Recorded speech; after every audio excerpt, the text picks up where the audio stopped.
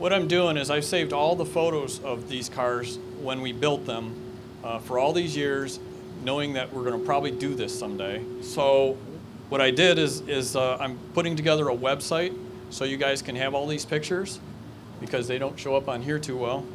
I think I've got 300 pictures total. I took them at Indy, I took them during testing, development, production, and I broke them up into different things. The pilot cars. The other racing thing, I'm going to skip around a lot just because there was, we did so many different things on the car. They're just going to come to me as I go. The racing part of it with Tom Goad is the 1LE package not only was the brakes, but it was your gas tank. And they had a racing series called the Players Series in Canada. And they used all of this stuff on those cars in Canada, so getting them applied to the Turbo Trans Am was pretty easy. And inside the gas tank, there is a baffle. And one of the questions I saw on the website was, why did we change the gas tank? There's a baffle on the gas tank, so when you go around a corner, you won't starve the fuel pump. Whereas the stock Trans Am, if you went around a corner real fast, it would starve the fuel pump and the car would stall. And of course, with road racing, that's not going to work so well. But the other part of that is since we had it in production, we could put it in the race cars. The IMSA Firestone Firehawk series was an endurance series. We'd run 24 hours, 12 hours, 6-hour races all over the country. In 1989, while we were building this car, we took the championship for Pontiac. So this section I've started putting together. It's TTA production, and I can't read squat that says. But anyway, this is the building in City of Industry. We rented this half of it. That car is the third. That's the third pilot car, 213666. That one is now the convertible. And that's the car that I drove in California during production, and when Pontiac snapped their fingers and said, I got to have a car for the press, that's the one that went. It was the show car at Las Vegas and at LA. Next. Oh, that really doesn't show up. Anyway, what I did is I took the pictures that I have and I put them in order of production. So this one shows, what you can see of it is the shipping area of all the parts coming in, because we would build the engine and transmission and the wiring, the intercooler, the turbocharger, all of that was all built on a short assembly line inside of our building, and then we called it a powertrain module. And this is how we inserted our drivetrain into the Pontiac assembly plant and kept the unions happy. This one here, what you can see of it, and keep in mind, all these will be on the website. This yellow tramway here was what we built to build the engines with Buick's input, and I have the process sheets over here I can show you in a little bit. Next. And you can't see it very well, but what we had is we had the engine assembly area in one part, about a quarter of the plant. Behind here was the shipping and receiving, and then all the rest of it was for production. This car here, and you can barely see there's a hood behind it, this was a chassis dyno.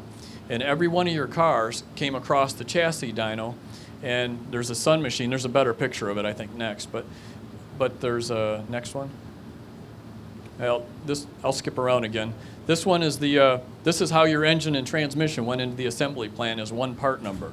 We built these special pallets. They would stack up. They went over by the truck every couple of times a week. But all the wiring harnesses were on it. You can't see them, but the transmission cooling lines are on it. Intercooler is on it. The turbo is on it. But you won't see it in the picture, but what you'll see is the mass air sensor is connected to the inlet of the turbo. And that was, we installed the air cleaner and your flexible tube at our plant, but in order to run it on the chassis dyno and get it on the truck, we put the mass air meter with a jumper wire on it right on the turbocharger. Next. We did skip one at the beginning. Stop. We had 4 levels that we built the car. The AA level was Buick's building of the engine. The BB level is this area here where we put the built the powertrain module. CC level was the assembly in the Van Nuys assembly plant, and then DD is where the car came back to us and we finished it. All right, now there was a certain requirement in order for PASS to be the manufacturer of record that we had to have certain level of content on the car. Any less, then it had to be a Pontiac. Pontiac, one of the reasons they wanted us to do it is because PASS was responsible for the fuel economy. Whereas if GM got it, then it would affect their fuel economy numbers. So that was one of the political basketball games we were playing at the time. This here is CC level. So this shows what you can see of it is the engine and transmission on the hook at the GM assembly plant at Van Nuys. Next. There's another picture of it. Some of you have your broadcast sheets, which was a black and white page that you've seen. That black and white page is here, and that is called the broadcast sheet, if I remember right. And that broadcast sheet said what car it goes into. So I mean, if they checked this and then they checked the body to make sure they were correct before they went to a place called Marriage. The engine transmission assembly went from here to a double pallet assembly. And the first pallet had the engine and transmission mounted to the K member, which is the cross member. The brakes were on it, the shocks were on it, the springs, that whole section from the front and the back, the differential was on it, the torque arm was on it, what else was on that thing? The shocks, trying to remember what they call them, the links for the differential. And what they would do is they went to a place called Marriage on these two pallets, and then the body came down and these pallets went up at the same time. So they called that body marriage, and that's the most critical point in the whole assembly. Next. After that, the car came to here and it got aligned. This is called Igor. I don't remember what it stood for. But this is a turbo Trans Am on Igor being aligned, and what it would do is it would actually just force. They left all the strut tower loose and the tie rod ends and stuff, and then they would adjust it, tighten it down, and it gave you a computer printout of the alignment. Next, this one here shows the front of a car after it's got its wheels and tires on. It's been through Igor. It's had the interior put in it. And this is just about at the end of the line. And again, you can't see it in the pictures, but you'll see it on the website. There's a girl here, and she's put doing the transmission fluid. And what they would do is the transmissions, when they were built at Hydromatic, they would have a certain amount of fluid in there. So in order to make them correct, they filled 5 quarts in, and then they sucked it down to where the dipstick level is supposed to be. And then there's a guy on the other side, and he's putting in the washer fluid and stuff, but you can't, like I said, you can't see it very well. Then you'll see the manifest is over here, or the broadcast sheet, and then here's the manifest, and it's got some of the other items that the car had on it.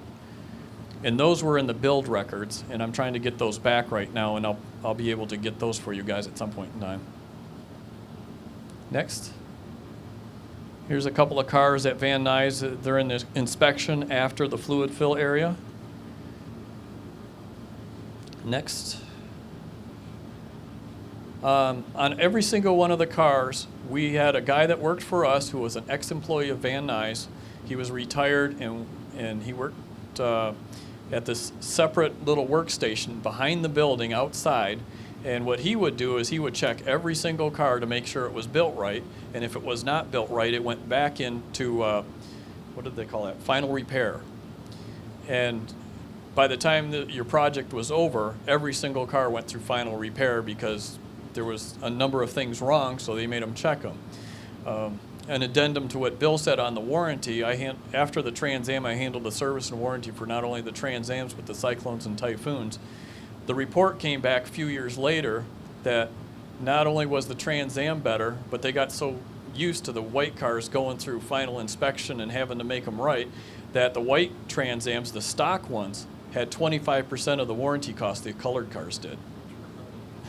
So that was kind of fun. Next. These pictures are, I mean, you can't see them here, but when you see these pictures on the internet, you'll see that there's just the air meter is just mounted to the turbocharger as well. Another picture of the inspection area behind the plant. Next. Then this is the cars. They would come over to our plant in City of Industry on car haulers. They would drop off the ones that were incomplete, and then they would pick up the ones that were completed, and then those went back into the distribution center that was behind the Van Nuys assembly plant. So it was, we never slowed down any of the deliveries by doing our end of the bargain. Next. And some more pictures. I figured you guys wanted to see any pictures I had, so I put them all on there. Yeah. There's another car coming off, and you can tell this one's incomplete because there's no white bird in the taillights. The other thing is all the shipping stuff was left on the cars when we finished the cars at our place. We even had all of the plastic fender covers and stuff, so we wouldn't damage the cars when they were at our place. Next. Every car we had a bunch of copies of this piece of paper, and our biggest fear was that one of the incomplete cars would end up at a dealership. So we threw this in every single car. It says this car must be shipped to Pass Inc., City of Industry. And believe it or not, it worked. I think only one got out and we had to have it shipped back. There's another picture of the same thing. There's an overview of the City of Industry assembly, and you can see the engine assembly line here. And you can see some of the pallets for the engines back here.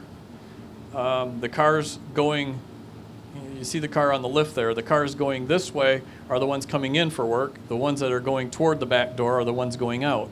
The one on the lift that was a station that was after the chassis dyno, and we had written up an inspection process for the whole underside of the car in case it got missed at Van Nuys and it got missed in the chassis dyno. Next. This is the other half of that same picture from standing on top of the offices. Next. This picture is from the back of the building. These cars are ready to be shipped. Back here, there's a partition, and that's where the chassis dyno was. And again, the engines are being built over here. This is the chassis dyno. I got hooked up with Sun machines, and we put every single car on this Sun machine, and it did a cylinder dropout test. And what it was is there was an interface that hooked up to the coil module, and it would drop out one cylinder at a time, and then you measured the amount of RPM drop to see if there was a dead cylinder. If there was, the car came off, and we fixed it. Let me see what else.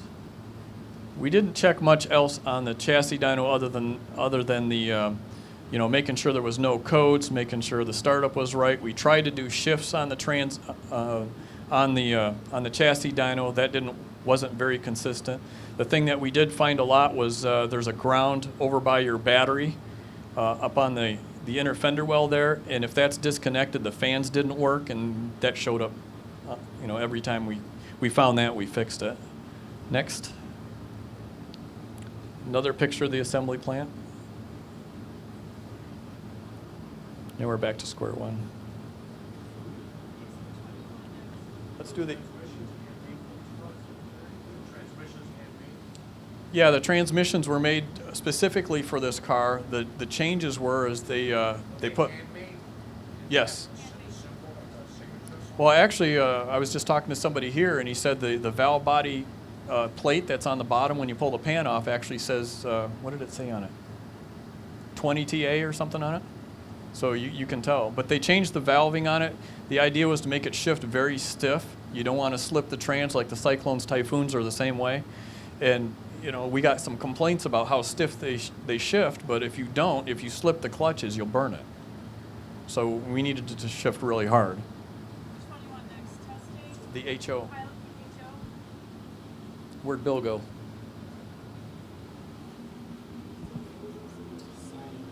What's that? Bill. Each one of these cars was pretty much individually checked over and checked in the first one. 100% checked. Every car went across the dyno. Every car had an inspection after Van Nuys. Every car went on underbody inspection. And then later, because I wasn't happy with the transmission shifts, I set up a test plan that the guys were supposed to drive in the back behind the building and get them to shift. They had to shift a certain way or they couldn't go. Here's your baby. That's the HO car that you were talking about. Oh, Would you talk co- about that a little bit? Go right ahead. These are the pictures Go that I. back to the picture, it shows white heat. That oh, well that's hard. We got to hook the other projector back up. There's our Mr. Jason. Where's Jason? Well, But anyway, this is the same car. If you want to just look at the pictures.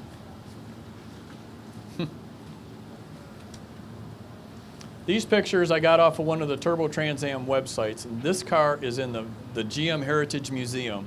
And the person, I don't remember who it was, that put the pictures up there couldn't figure out what the car was.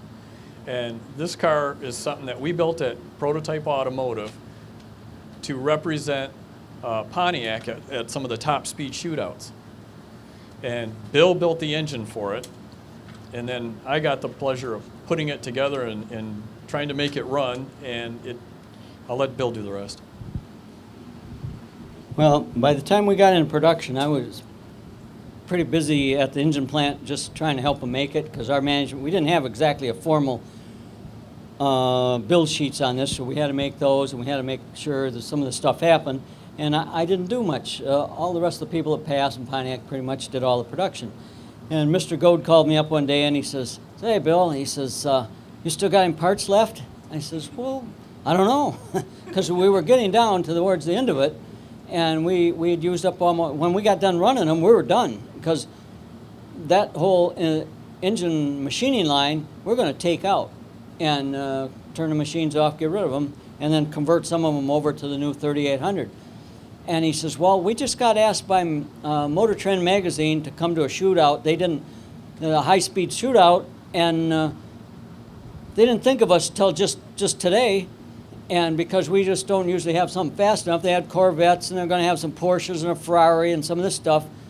And they thought, well, we got this pace car, and it's pretty fast. Would you guys like to participate?" And he says, "Oh, yeah, we're going to participate." He said, "Well, what have you got?" I says, "I really don't know." So I hung up, and I ran downstairs, and at the end of the line, we had 3 blocks and 3 cranks left. That's all we had. So I took them and had a guy help me, and we put them on a pallet, and we got them way in the back. And I went back up and told him, I says, "That's all we have." And we had a lot of heads and other stuff there at Pass. And I says, "Well, I think we got enough to build one with." So he said, "Well, bring it down." So we took it down there, and he says, "Well, here's the real story. We only got less than 2 weeks to do this." I said, "What do you mean we got 2 weeks?" "Well, what do you think we're going to do?" And me being a drag racer, some of the times when they had a little downtime in the dyno, I wanted to build one of these for NHRA stock eliminator competition. And we'd build up a combination, but the truth was, we didn't think we had enough power to beat the 350 Chevys at the time. That's exactly what I was running myself in a Camaro, and I knew what it made, and we really didn't quite have enough power. So we put everything we knew into that, and Billy Briggs, their engine man, he honed the block. We didn't want to use stock cast pistons, so we went down to one of the auto parts stores, and we got some TRW forged pistons. We used a production crank, production rods.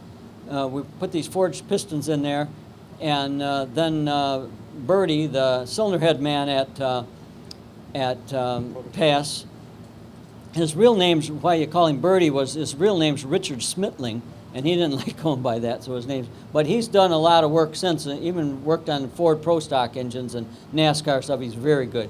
So we just did what we knew to the heads. I said, "Look, we got to have a set of heads," and we put a little bit bigger TRW valve, what would fit in there. I think we had 1.75s, and we could put 1.77s in there, just what we knew. And we had this little NHRA stalker cam that I had, and we stuck that in there, and we knew it would make more power, so we put bigger fuel injectors, and they put it together in about a day and a half, 2 days, and they put it on the dyno, and we started running. And we could run tests, and we could get it up to about 352 horsepower, or 353. I don't remember the exact number, but it was astonishing, because we tried a bunch of different things, and we had it making 500 foot-pounds of torque, and it would just take the torque curve and it'd just jam it straight up, and it would come down faster. And if you took boost out of it, we started out running 16 pounds, then 17 pounds, 18. We ran 24 pounds boost in this thing, and we'd take the torque curve straight up, and it was straight down. And every one of those horsepower curves, they come right to 1 point, 352 horsepower. You could not get over that. And we'd been up in the 320s, 330s before, but we never got that far. We never had a reason to, you know. And so we're just kind of stymied, and we looked at it, and Beitzel's thought if we went and ran, we could run maybe 160 miles an hour. We didn't think that was fast enough. And you ever heard of Mr. Detweiler, the Buick guy? Okay, well, I talked to him, and I used to work with him too. And he worked with Buick, and when he ran NHRA stuff at the beginning, he worked with Mr. Clark. And so I called him up, and he says, well, the turbo out exhaust he says, we found that was quite restrictive. He even sent us a set of headers, 3-into-1, real nice stuff. We put that on there, he overnighted it, and it didn't do anything. And he says, we found the turbo out, on the outside of the turbo is kind of restrictive. You might want to do something there. So I even found my original drawing here, and we took a look at it, and I got Mr. Van Auken, the fabricator, and we took one of the turbo housings, how it comes out and turns a square angle and comes down. We took and we bored a hole right in the end of it and put a 2.5-inch pipe in it, and he brazed it in there. And then we bent it around, and we took it and we put it back on the dyno. Instant. We had 390 horse. It would just boom right there. And then we still didn't have enough fuel, so we had to put bigger injectors in it. And I still have the chart here, the dyno chart with me here. And we made 480 foot-pounds of torque and made 403 horse. And we're getting down, you know, we only got 2 weeks to do this. So this is about into the 5th or 6th day. So he says, we got to put it in a car. And they didn't want to put it in a regular car. It had to have a roll cage and all this. They didn't have time to build one, so they took a road racing car and they painted it white overnight. It looked like you ran it through Earl Scheib, you know, or someplace. Hey, thanks. But it was fast. This was not refinement. This was, you know, we're under the gun here. And they put it in there, and they wanted to run with stick shift. They said, okay, we put your stick in there, and we dropped this engine in. And we were supposed to leave Monday morning to go out. It was out in the West Coast at a big track out there.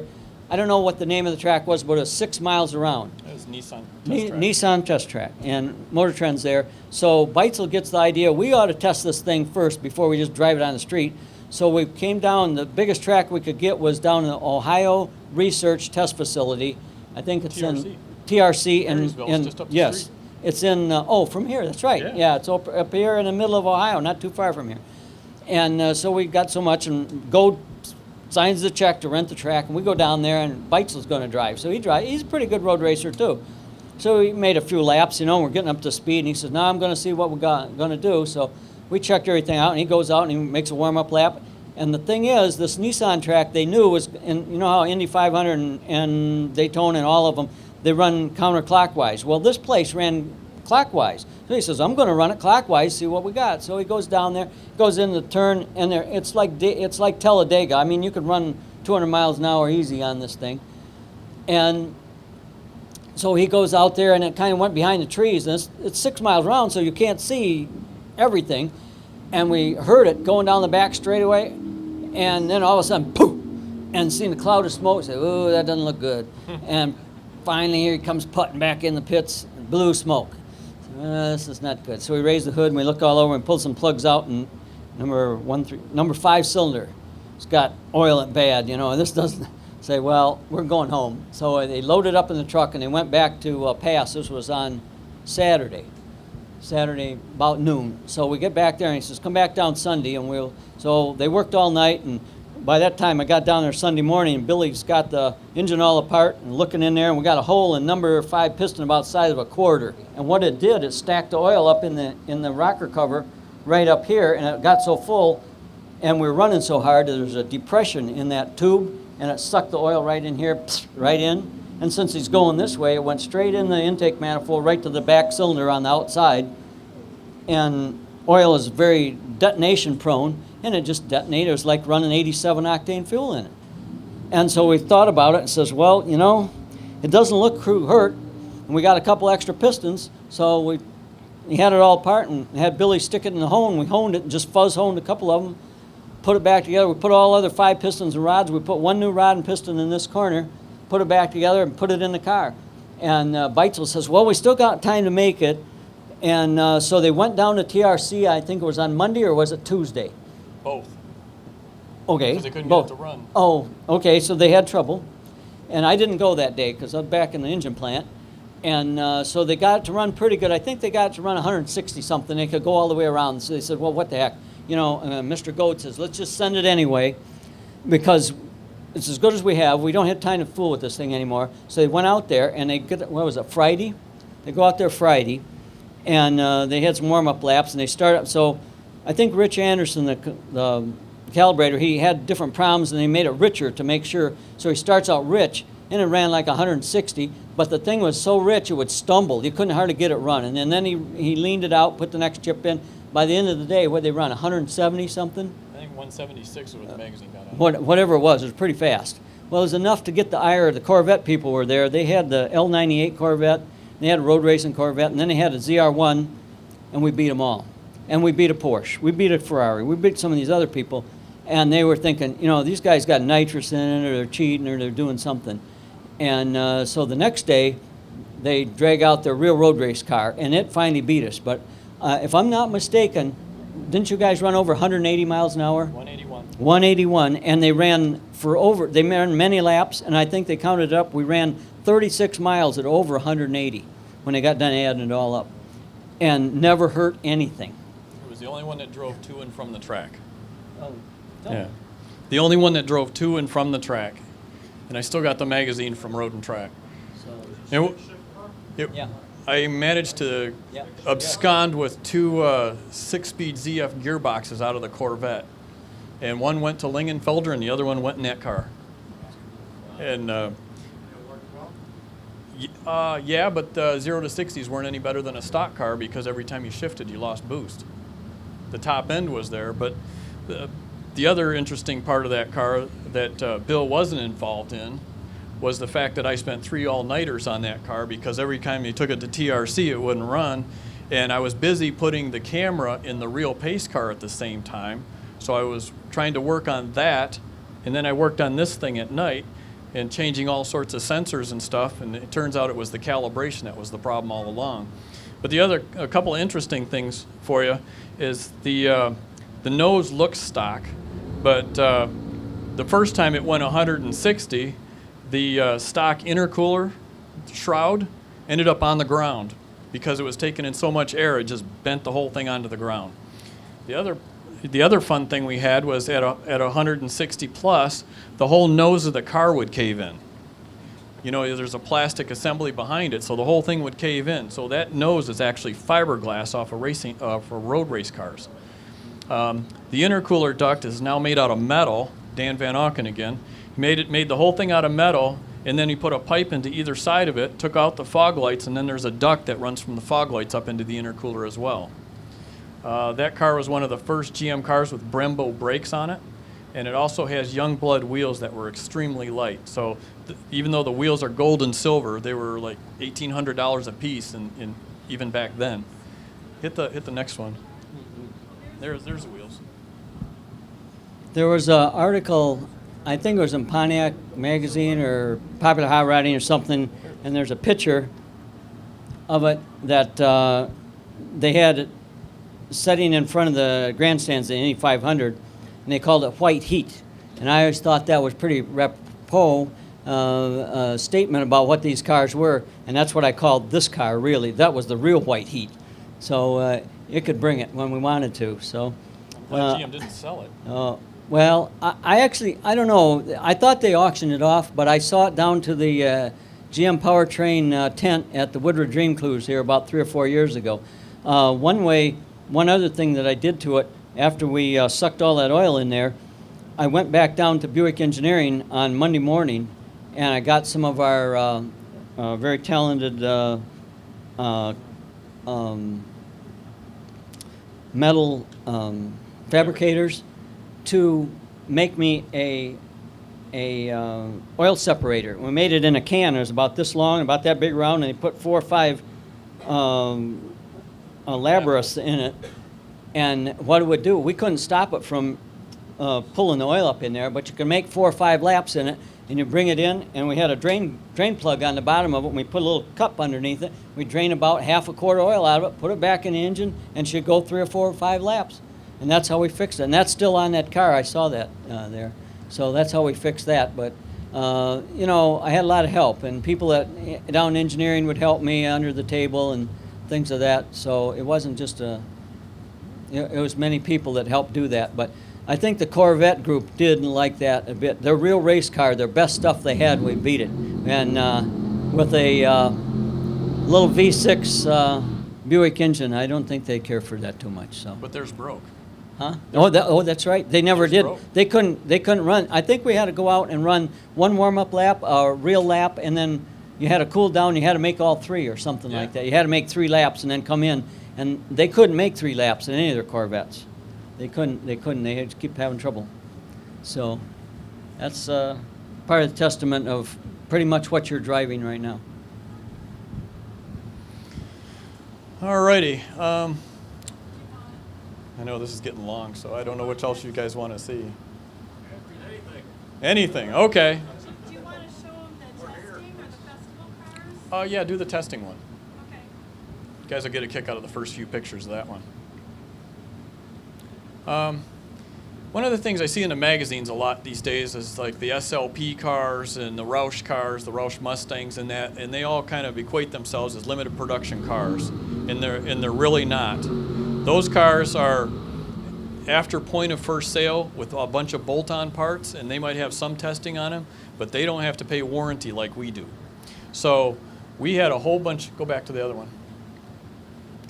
We had a whole bunch of testing, and of course you can't read them. Read it. Um, Weather, high altitude, park brake, hot, hill hold, Las Vegas drive cycle, 23-mile durability, high-speed testing, car wash clearance, rail test, water intrusion test, exhaust manifold cracking test, coast down test, evaporative emissions test, EPA evaporative compliance, and EMI RFI testing.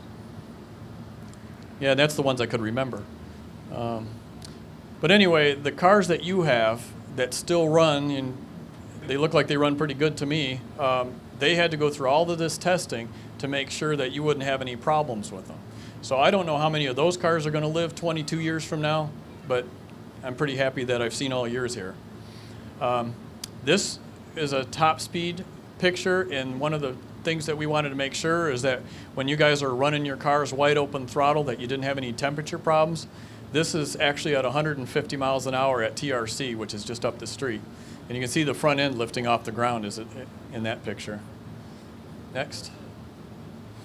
This is Greg Palm. He was an engineer that worked with me at Prototype, and he was driving and I was taking the pictures. This is a temperature readout of the exhaust, and you can't see it, but he's about 1,700 degrees, which was about as high as we can go. Remember those days? Don't break the manifolds. This picture looks like crap on this screen, but when you see it on the web, it looks really pretty. And what this was is Greg was driving that car. We had 2 cars down there. I ran one and Greg ran the other. And it's in the sunset, and it was Greg's last run of the day. And here's a white Trans Am in the sunset. It looks really good on the computer. Next. And there's the banked oval at TRC. Yeah, about 130 or so, and at between 130 and 140, you could let go of the steering wheel, and the car would go around the corner by itself. This is one of the emissions cars. There's a lot of discussion about which prototypes are which. Pontiac and General Motors own the majority of the prototypes. Pass/Prototype Automotive Services owned a few. This red one here is 28F39. That was the one we used for emissions. It was used in hot weather testing. We took it through the Las Vegas and all out there. I can't remember all the tests that car did. Next. Same car. Now the reason, I didn't have a vanity problem. I didn't need my picture taken. But what happened is as part of the emissions package they sent to the EPA, they had to take photographs of all the components on the car with this little tag to show that it was on that car when they ran the testing. So they just had a couple extra shots, and they took pictures of me and sent it to me. Next. The next car is the black prototype that Rich Van Toff has now. And these are of the emissions testing that that car went through. And that car, I believe, also went through the 20,000 mile durability test. And here's the ATL tag. I still have these labels, but you know, when those are on the internet, you'll be able to see them much better. And there's a couple more shots of it, of the different parts. What these shots will help you is to see what the cars look like completely stock if you're restoring one. There's a wastegate actuator. Next. There's the dashboard to show that it's that car.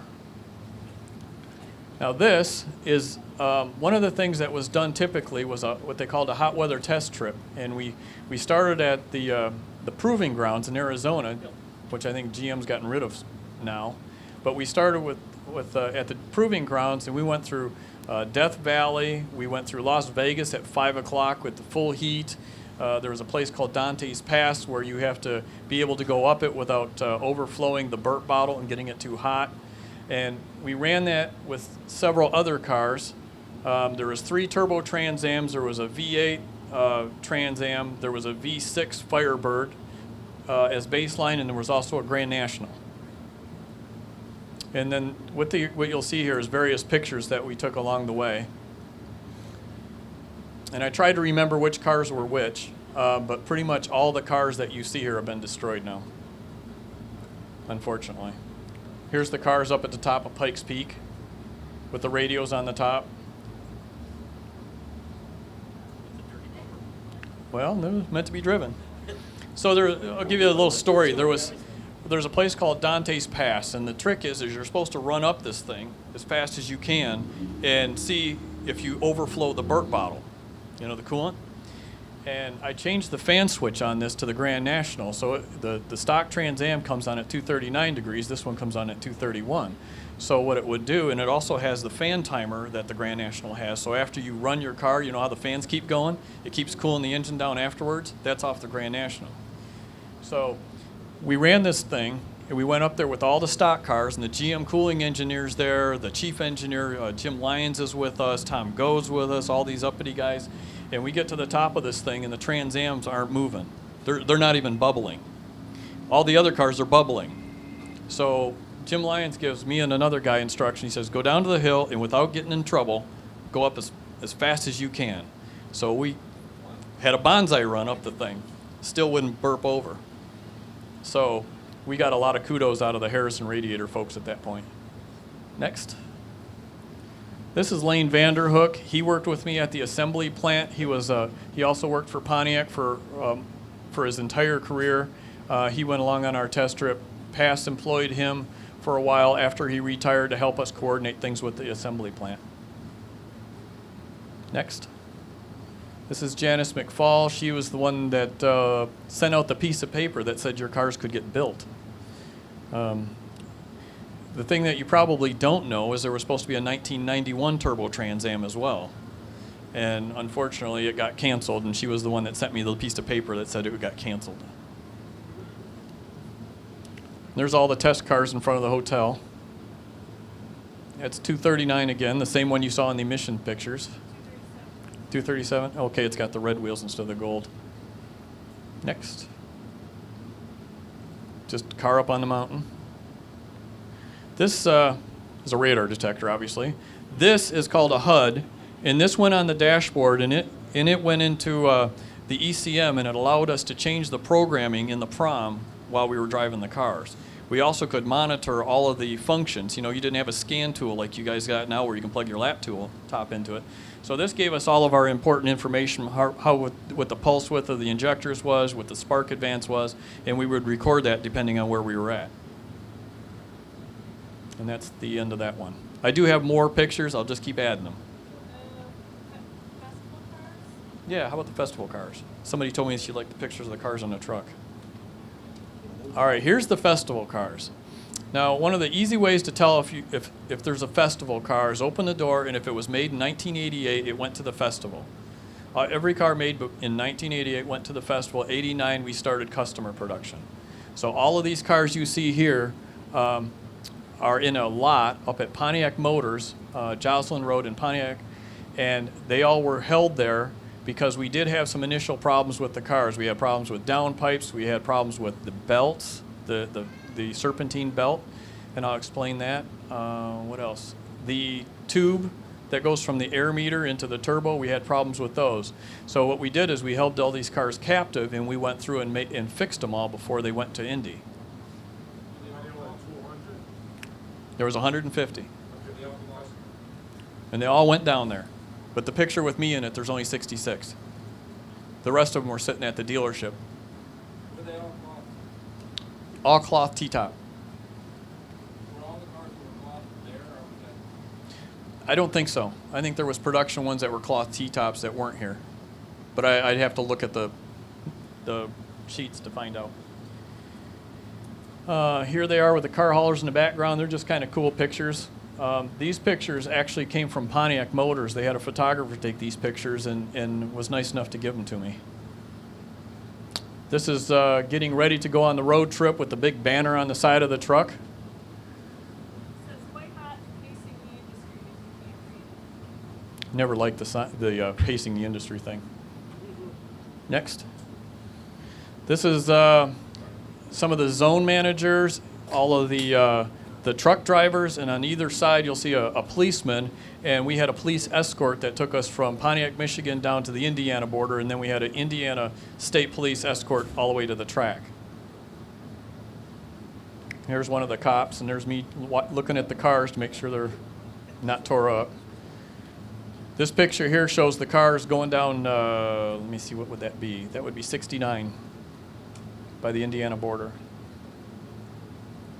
This picture I took off of one of your blog sites, and somebody had this picture. I don't know who it was, but it had me in the side of it, so I stuck it in there.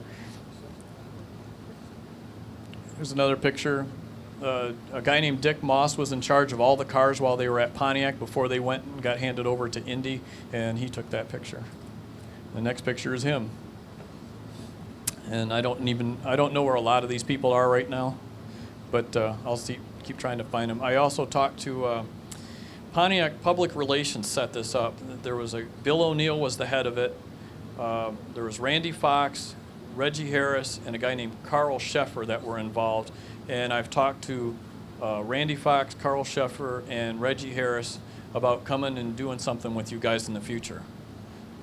They had a lot of fun with the pace car, and they still like it. I know you guys are into collectibles, so I just took a picture of some of the weird stuff that I had. Indy made this belt buckle in '89 to commemorate the pace car. They had two different versions. They had a bronze one, and they had the pewter one, and it's numbered, and it has a real nice description on the back of the pace car. This artwork, I don't know where it came from. I think Indy did it, but it has the pace car on this. It had the pace car on the credentials, the metal credentials you had to wear at the track, and also the stickers on the real Indy cars.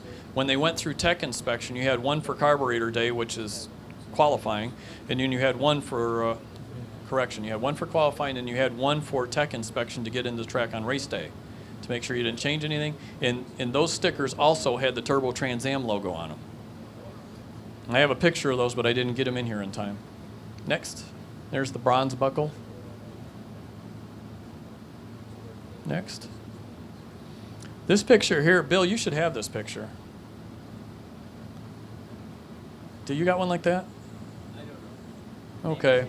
Well, Greg Palm, the engineer I worked with, his brother was into photography, and he took all of these slides out of the press kit and then the engine picture out of the brochure, and we made a dozen or so of these special pictures, and we gave them to the people that helped us build the Trans Am. So, it basically says thanks for the help, and then it's got all listed at the bottom all the people that helped us. Next. This is a photo of the cars on the test track that I was telling you about in the sunset, and that picture was in my office all the way up until the time I left Pass. The little strip of paper is the test runs that Greg and I did on the cars, and I think I had the one that ran on stock fuel, and Greg had upgraded fuel in his.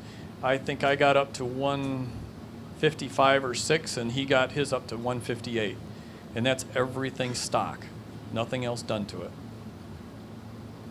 Next. This picture here, Bill showed up with one of these here today. I took this picture in front of Prototype Automotive Services. This is one of the first prototypes, the one that you see in the pictures with the black tube going from the intercooler to the throttle body. That's 28F127, and that was used as a show car for quite a bit. This is the way it came back from design staff with the stickers and all the gold emblems on it. And Tom Goad was the guy where your quad exhaust tips come from. He wouldn't build the car without the stainless exhaust tips. He wanted those. My frustration with it was when I wanted it built, I wanted none of that stuff on it. I wanted white door handles and door locks. All were hard tops, and I wanted them to be built off the Trans Am because it was 200 pounds lighter. But I got overridden, of course. Here's a couple, sweater and the red shirt that my daughter's got on. Of the original stuff. Next. You can't see any of this.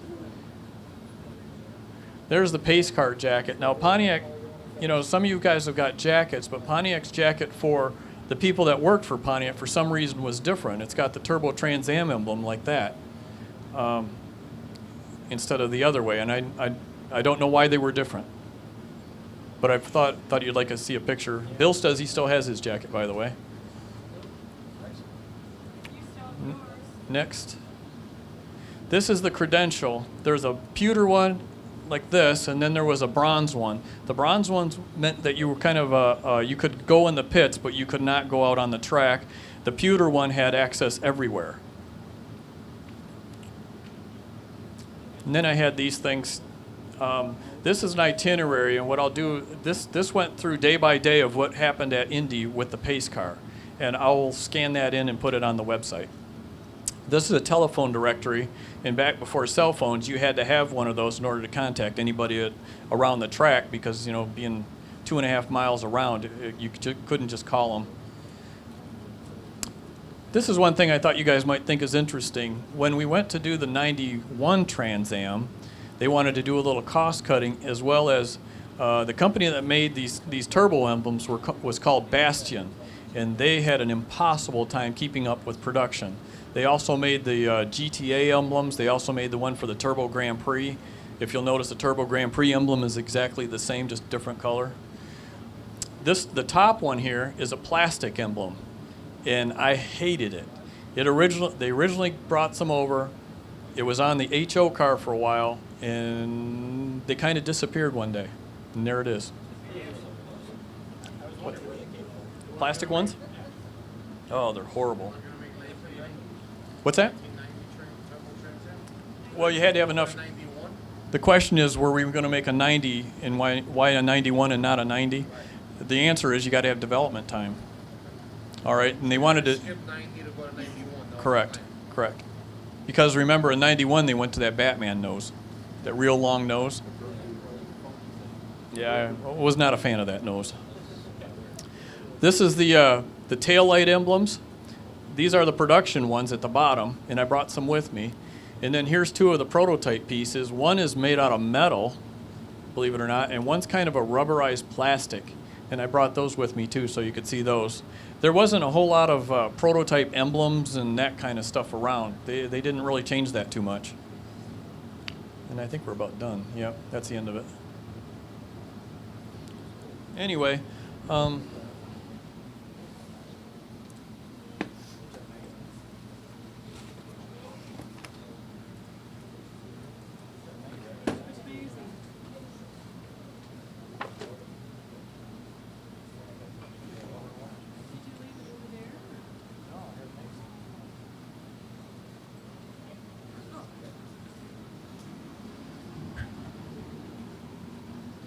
I don't know how many of you guys seen this magazine? Okay. Well, if you look in this magazine, what you don't know is at the same time we were doing the Turbo Trans Am, we built half the prototypes that are in this magazine. There's one about a GTO made on a Grand Am. It's a red one.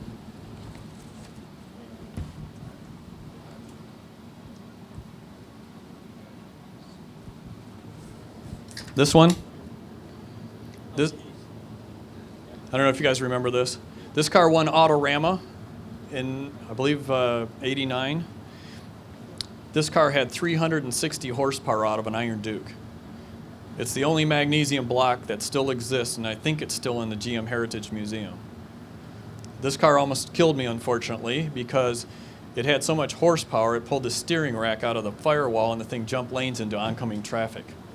So we took 100 horsepower out before the magazines got it.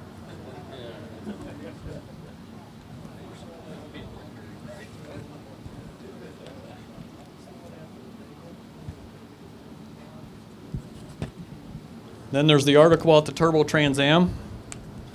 Then on the next page, it's got this other car. We built this one too. We built two versions of this car. It was a twin turbo 350 Trans Am.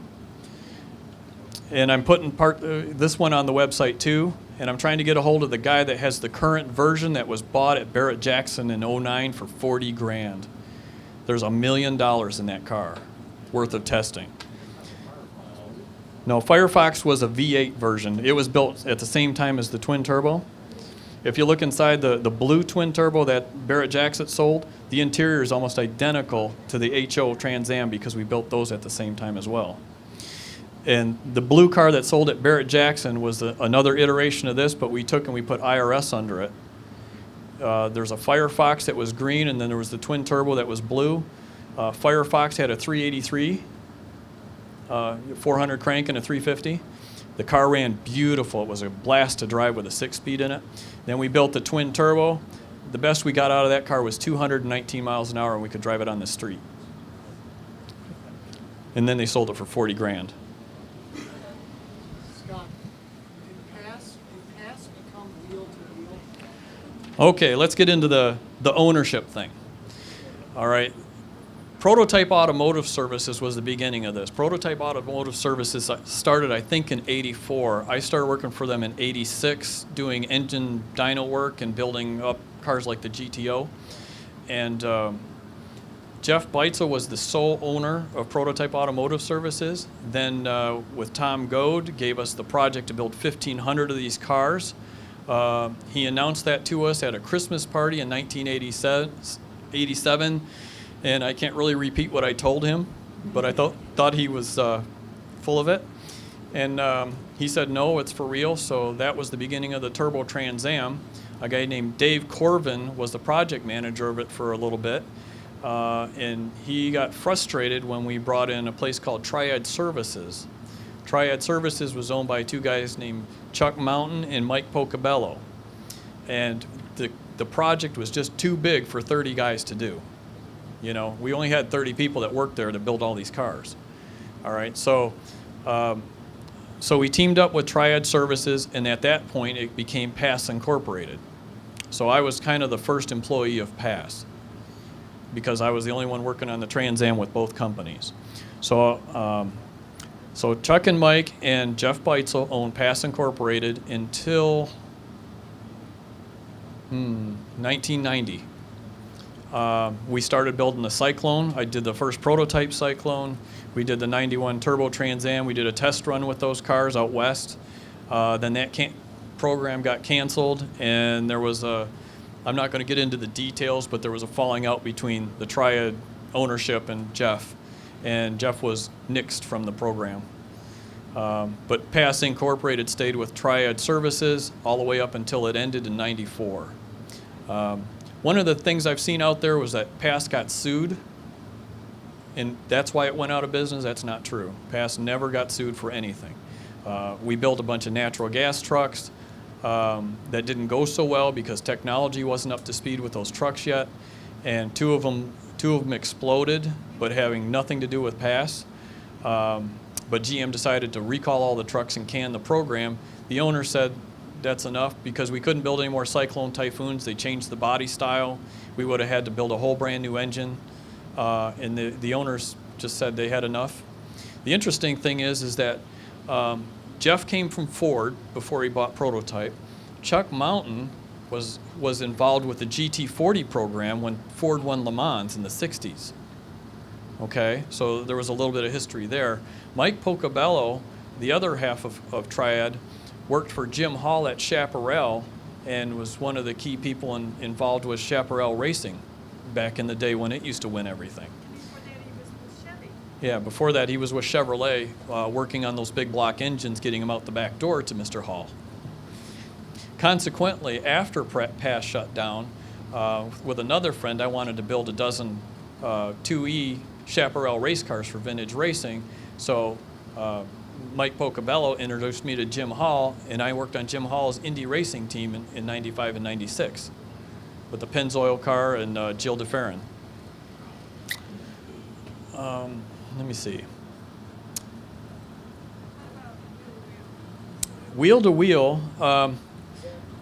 Jeff, did he start that then after he left PASS? No, there's one more in between there.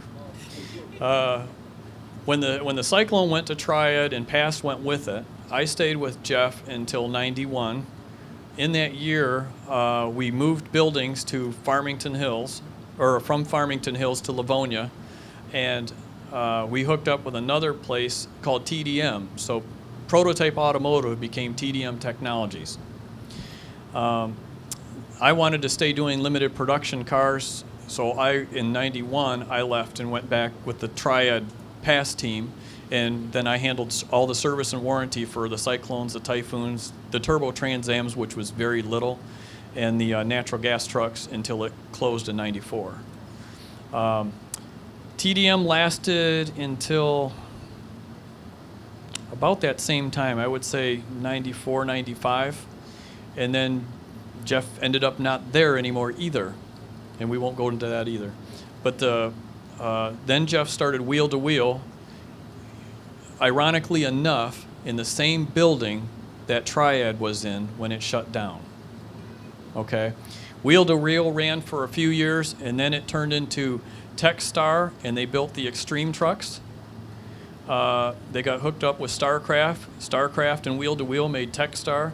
Then that whole organization got sold to a place called Quantum. Yeah, and then that was the end of it. And then Jeff got sick and unfortunately died. So that's the ownership of PASS. The thing is that the people at PASS were what made it. We had so many people, and there was a stark difference between Triad and Prototype Automotive. I mean, we were building hot rods 7 days a week, lots of all-nighters. Whatever Tom Goad snapped his fingers, we built it. All right. We also, like I said, we did all the Firehawk cars out of there with the roll bars and all of that. And I mean, some of those guys would total a car a week for 6, 7 weeks at a time, and you'd have to fix it. We did different things for Ford as far as sound. I used to put weird engines into GM cars to check transmission noise. I put a Honda engine in a Grand Am once because they wanted to prove out that the transmission or the engine wasn't making the noise the transmission was. I put a Nissan engine into a Ranger truck one time for the same reason. We did all sorts of weird stuff. But the time in the mid '80s to the mid '90s was completely different than now. There was ASC McLaren. ASC McLaren was a competitor to PASS because they did the Turbo Grand Prix, and then we did the Trans Am, and then they wanted to do the Cyclone. And the Cyclone's an interesting story because I was approached by a guy named Kim Nielsen from GMC while we were doing the '91 Trans Am that he wanted to make this hot rod truck. And I said, well, you get funding and call me back. Well, I didn't hear from him for a while, and the next thing I know, ASC McLaren's building a truck. So we got wind of this, and we got our own truck, and we stuck our own 3.8 turbo in it, and then we made it all-wheel drive. And then what happened from there is we had a drag race out in front of Triad, and guess what won? So I actually got a Cyclone down to about 4.25 0 to 60 on a data acquisition monitor. So best I could get out of one. And by the way, I was asked one time to try and see if I could make a Trans Am all-wheel drive. When the Talons came out and the Talons would beat everything in the rain on the racetrack, they wanted to have a competitor, and I said, you can't do it. Well, that would have been cool. Guess how much boost we could have put in that. So anyway, any questions? What's that? The website you're going to have? It'll be passincorporated.com. And there's nothing up there yet. I'm trying to put all this stuff together. I should have it up before the end of the year. There is tons of stuff. So we've had to scan all these photos, and this is before electronics, so it's a real painstaking process scanning all that stuff in. We got like box Hard Passy, the name? I incorporated the name again last year because Jim Shadrew, wherever he went, okay, we were talking and he said something about you guys needing spark plug wires. Okay, well, I designed those spark plug wires way back when, and I didn't think that much of it at the time, but you know that they would turn into a collector's item. The thing I'll tell you is that I did talk to Packard Electric 6 months ago and asked them if they would make them for me, and they said yes. So what I have to do is work out how to make arrangements to do that without spending a lot of my own money first. So that's why I incorporated pass in case you guys wanted parts. So I guess I'm open to input as to what parts you need. I saw a lot of hood pads that could use to be replaced, but I've also heard about plastic lines, the vacuum lines that are breaking. Well, a lot of those I designed with Packard as well, so if they're willing to do the plug wires for me, I can do those too. And I still have the original prints for most of that stuff. Heat shield, the pulling, the heat shield. Yeah, I saw that. I saw that too. That one won't be so hard. The question, the problem that we're going to have, guys, is the fact that because these are limited production, building 100 sets of something gets extremely expensive because you got to tool it and all that. So the more people that need stuff, it's better to make 1,000 of these things for cheaper than to make 100 of them for very expensive. Okay, so what we have to do is sort out how to do that. You know, one, tell me what you want. Two, I need to go find a place that'll make it, find the prints. A lot of this stuff, since it was all done on paper, I'll have to take original parts and then 3D scan them into the computer, find all the original test stuff so we make them out of the same exact material and start over again. And I'm game to do that, but I have to know what it is you want. So we'll work that out on the website as time goes on. Because the Cyclone Typhoons are having the same problem. Unfortunately with them, it's the bodywork. All that plastic around the bottom. They're running into each other and they're breaking the stuff, and guess what? So on spark plug wires, I'll figure out somewhere on the website that you can say you want one and put a deposit on, and then what I'll do is find out what the minimum quantity is, and when we get up to that quantity, then we'll do a run. But I think they're going to be less than $100 a set. Jim also asked me if I would make a right angle boot for the one by the downpipe. Yeah, the one that burns. Yeah, the one that burns. And it would be easier for me to make you a ceramic heat shield material for that than to make a right angle boot. So like the material that's on the air conditioning hose up by the fans, that stuff. It's easier to make a piece of that would slide over it so you can have your original wires and not destroy them. The only thing I was going to change is I was going to put, whatever year we make them on there so you would know that they were replaced. So, anyway, let me get the questions that came over the internet. Okay, I think the first one, who approached who about putting the LC2 into the TA? LC2 being the Grand National engine, our version. Okay, well, I think Bill went through that pretty good. Also, rumors say Jim Wagner's and others that Pontiac did not like this car due to it having a Buick engine and therefore did not continue building them. Not true at all. The Pontiac people, especially the ones that were down at Indy, really liked the car, especially since it beat the Corvette. And it was the Buick engine, but it was built specifically for the Trans Am, so no, they did not have a trouble with it. Who decided that white was the color and that was going to be offered?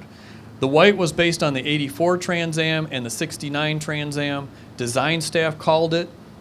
That's the only thing we could do is say yes, sir. Why just one color combo? Same answer.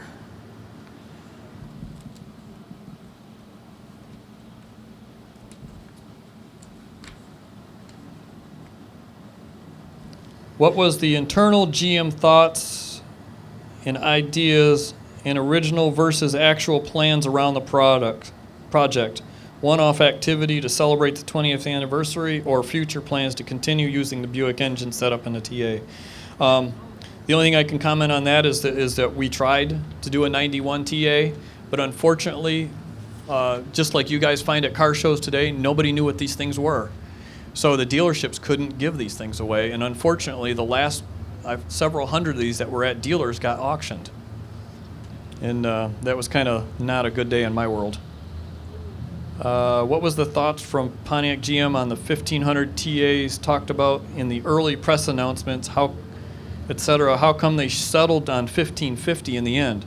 Well, there was 1,500, and we had enough extra parts to build 50 more cars, so Jeff Beitzel recommended to Pontiac, hey, why not? And that's where the other 50 cars came from. Jeff was a good salesman. At what point did GM get bids for the project, or was Triad the only company approached for this? Well, Triad was not involved in the original Turbo Trans Am until Jeff talked to them when we already had secured the project. And no, we did not bid that out. We had a short time to get money in the door and get people on board, and there was no time to go fishing. Was PASS set up by Triad solely for the TTA project and later SciTi? And if so, when did this happen? No, PASS was set up as the middle company between Prototype and Triad to build all limited production cars. Triad was just an engineering company. PASS was the company that produced all the vehicles. So the same sticker that's in your door that says PASS Inc., those things, the Cyclone, Typhoon, Sonoma GT, and the natural gas trucks all said PASS as well. Now, Triad used to build prototypes as well. Their prototypes were mostly cosmetic and concept cars. And if any of you remember the movie Demolition Man, Sylvester Stallone, a lot of those concept vehicles that were in there were built by Triad. There was one called a Solitaire, and can't remember the name of the other one. They used to get pictures of them in their lobby. Yeah. Do you remember the Buick Wildcat? That was them.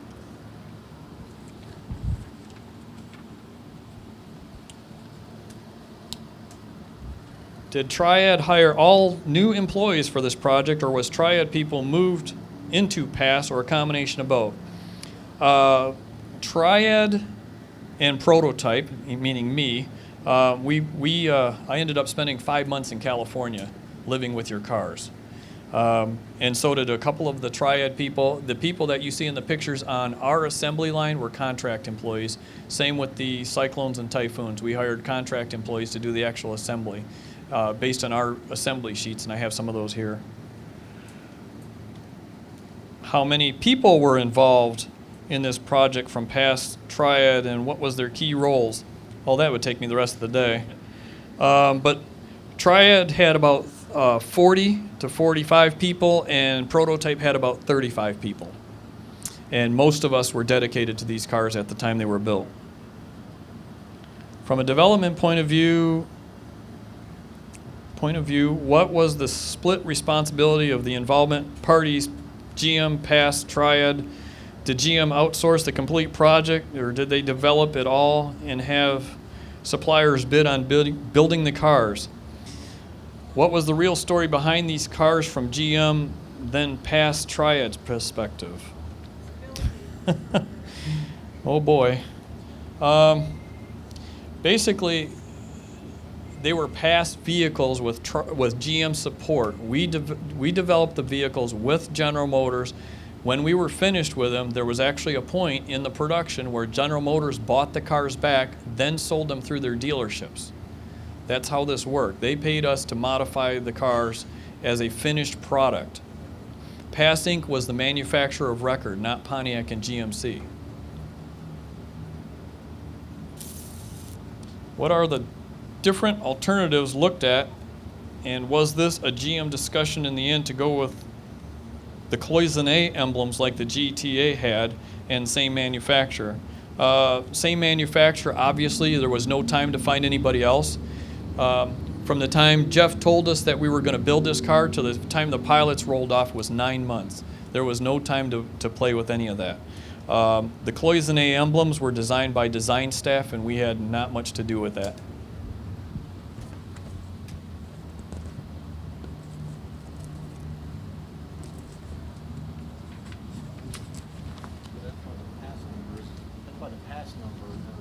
VIN number is. The third digit is for pass. No.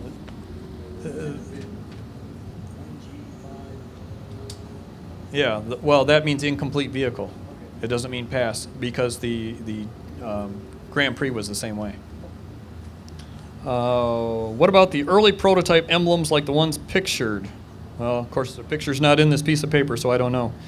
What's the story behind those? Any other prototype emblems before settling on the cloisonne type? Nope, there was no prototype emblems really, other than those turbo emblems, the taillight emblems I showed you on the screen. That'll be on the website, and I've got them here too. I can show you. Why were they so expensive? Really, it was a GTA with a different engine. Why the $9,000 price difference? By today's inflation, the adjusted price would be a $53,000 car. Well, did you price out a loaded Camaro lately? The reason they're so expensive is the same discussion we just had on parts. When you only make $1,500 of a part, you can't amortize that tooling enough to get the price down. For instance, we got into an argument, since I handled the service parts and the warranty, I got into an argument with SPLO, General Motors Service Parts and Logistics Organization. And what they did is they had a regular markup for all the parts.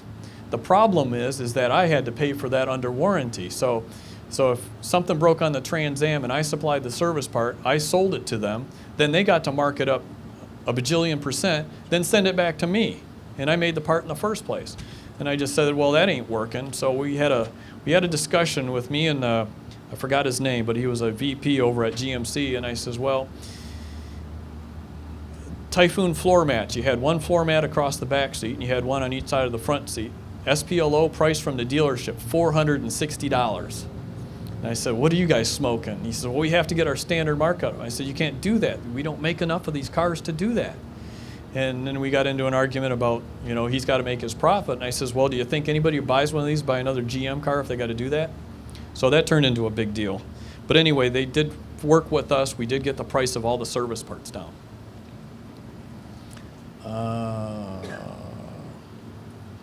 Okay. There's a lot more questions than he sent me in the email. Why the 3-liter heads? I know everyone says they're better than the standard 3.8 Buick, but then why didn't Buick switch? Because, Bill answered that, plus they didn't make Grand Nationals anymore. Why did they limit it at 16 PSI? Well, the production is 16.5 PSI, and that's where we found the optimum performance and still got past the gas guzzler tax and the emissions. However, you'll find that if you put better gas and stuff in there, the boost does go a little higher. Why did they use plastic lines going to the AFPR that was prone to cracking? The cars are 20 years old now. They didn't crack that much before. All of the Turbo Trans Am, in the testing section, you'll see 20K durability. We had an accelerated 20,000 mile durability that we had to run on 2 separate cars. They ran the 20,000 miles, I believe, in Texas. I don't remember anymore. But they passed the 20,000 mile durability without a failure. They ran 24 hours a day until they got that far. How high did the engineers play with the boost on the dyno considering they had a 3-bar map sensor? Confusion on the 3-bar map sensor. That doesn't mean 3 bar above 0. That means 1 negative bar and 2 positive bar. Okay, and the 3-bar sensor that is on your cars is for the boost gauge. So, interesting story with your boost gauge. You'll notice on your boost gauge there's a little short jumper out above your heater box. What that was is we built 150 cars before Christmas or before New Year's. Sometime about 1st of December, we're finding out that boost doesn't read right. It's only at 14 PSI on the cars. So sometime just before I came home for Christmas, I took and measured the boost on these cars, and the boost was correct. The gauge was wrong. And Nip and Denso made the gauge. The boost gauge in your cars is out of a Sunbird turbo. And what I did is I worked with Nip and Denso to put that into the cluster. So the cluster went into the assembly plant, and would just bolt in like a normal one. The only thing that's different with your cluster, other than that gauge, is there's a jumper wire that goes from behind the cluster over to the ECM underneath the dashboard.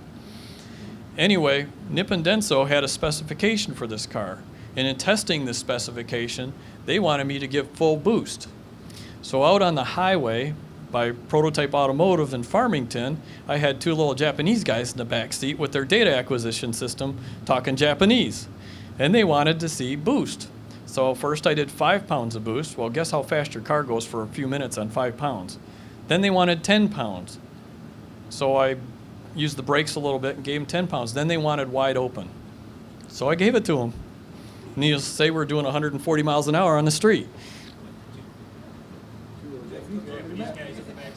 Yeah, they were kind of talking Japanese a little louder by then. It was kind of funny. But anyway, when we went into production, they built all of the clusters at the bottom of the limit, and their limit was too wide, so your cars registered wrong. So what I did, instead of pulling all the clusters out of the car or changing anything, I put a little jumper in there. It's like 6 inches long. There's a resistor in there, and that's what that does, is it makes your gauge read accurately. So, and that's on pretty much, I think it's on all the cars. So, all right, next.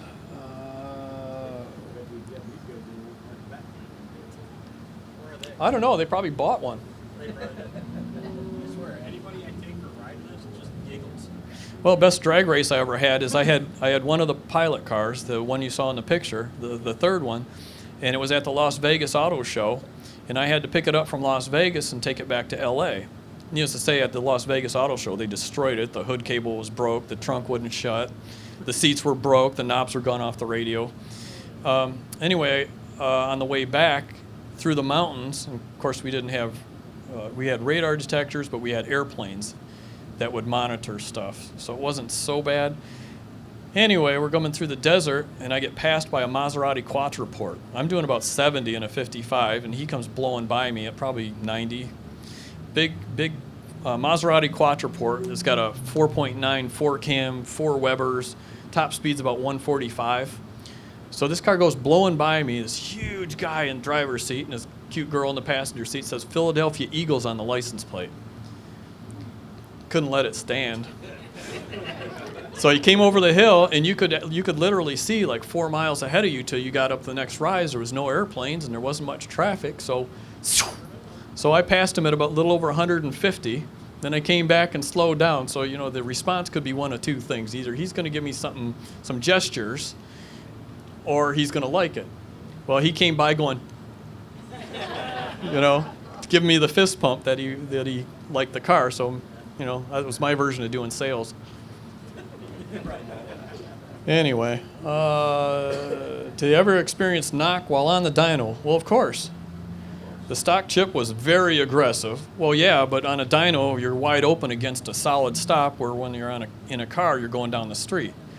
So something that doesn't knock in a car will knock on a dyno. Who did the computer programming? Rich Anderson did all of the computer programming for this. Why didn't they go ahead with the roller lifters? Clearly it wasn't some space-age technology in '89. Where's Bill? Bill, got a question.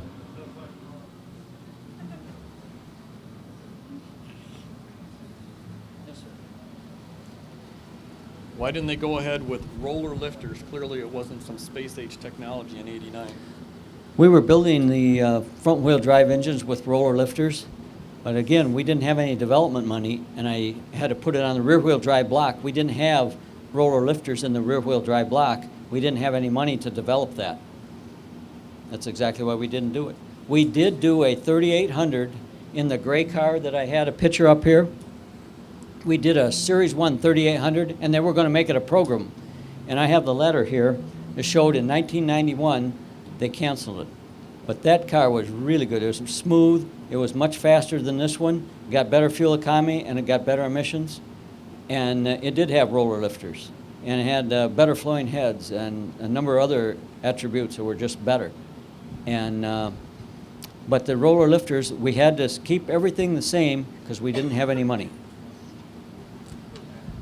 Alrighty. It's all about money. Oh, here's another one for you, Bill. Why didn't they use the ceramic GNX turbo?